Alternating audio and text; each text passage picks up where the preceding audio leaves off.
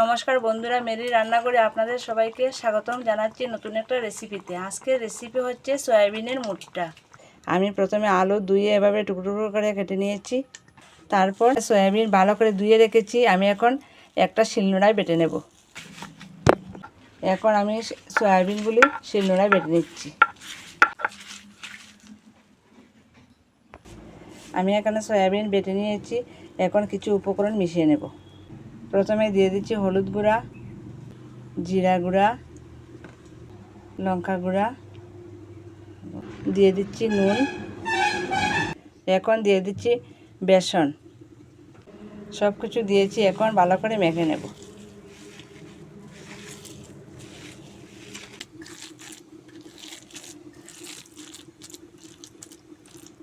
এখন আমি হাত দিয়ে সয়াবিনের মুটটা এভাবে বানিয়ে নেব।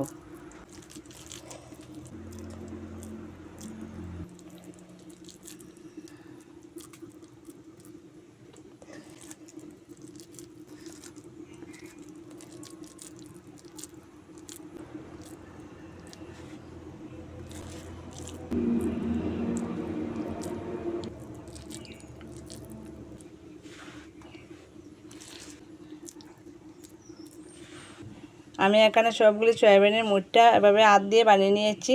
এখন ভেজে নেব। এখন কড়াইতে দিয়ে দেব তেল। তেল গরম হয়েছে, এখন দিয়ে দেব বানিয়ে রাখা সয়াবিনের মুটটা।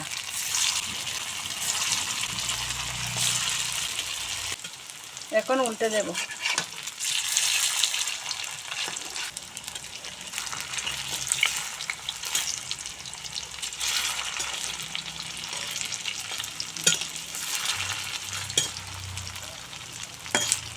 আমি সয়াবিনগুলো এবার ভেজে নিয়েছি, এখন তুলে নেব।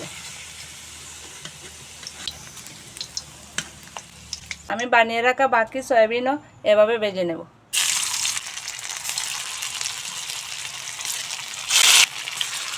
এখন ভেজে নিচ্ছি কেটে রাখা আলু। হলুদ গুঁড়া আর লবণ দিয়ে আলু ভেজে নেব। আলু ভেজে নিয়েছি, এখন তুলে নেব।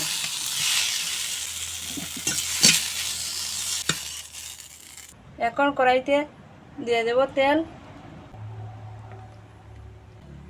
দিয়ে দিচ্ছি পেঁয়াজ কুচি। এখন দিয়ে দেব আগে থেকে বেটে রাখা আদা রসুন কাঁচা লঙ্কা একসঙ্গে বেটে নিয়েছিলাম, এখন দিয়ে দেব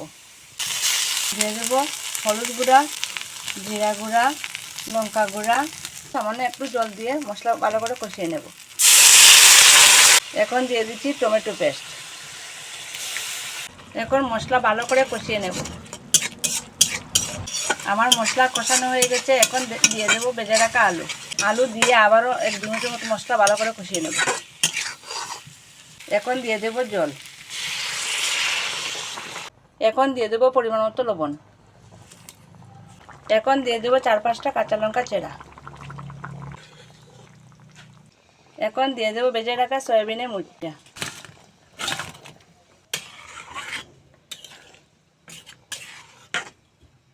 এখন দিয়ে দিচ্ছি ধনেপাতা কুচি। প্লিজ বন্ধুরা, আমার ভিডিওটি যদি আপনাদের ভালো লাগে একটা লাইক শেয়ার করবেন এবং আমার চ্যানেলটি সাবস্ক্রাইব করে আমার পাশে থাকবেন। এখন দিয়ে দেবো বেটে রাখা গরম মশলা।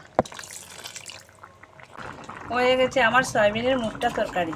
অল্প সময়ের মধ্যে একদম সহজ পদ্ধতিতে আপনারা বাড়িতে এভাবে সয়াবিনের রেসিপি বানিয়ে নিতে পারেন।